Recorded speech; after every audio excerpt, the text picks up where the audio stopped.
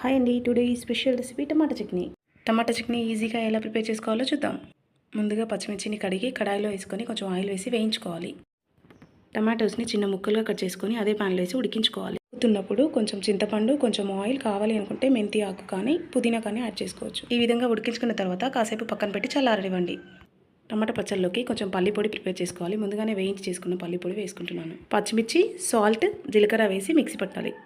ఫైన్గా పేస్ట్లా కాకుండా కొంచెం కచ్చాపచ్చగా అయిన తర్వాత మనం ఉడికించుకున్న టమాటాలను వేసి కలుపుకోవాలి. టమాటాలు పూర్తిగా చల్లారిన తర్వాత మిక్సీలో వేసుకోవాలి.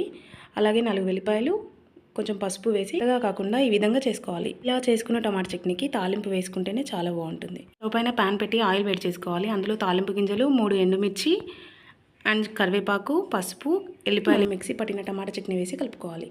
ఈ మధ్య పచ్చిమిర్చి కొంచెం కారంగా ఉంటున్నాయి కాబట్టి కావాలంటే కొంచెం సాల్ట్ యాడ్ చేసుకోండి. చట్నీలో ఏదైనా ఆకుకూర యాడ్ చేయడం వల్ల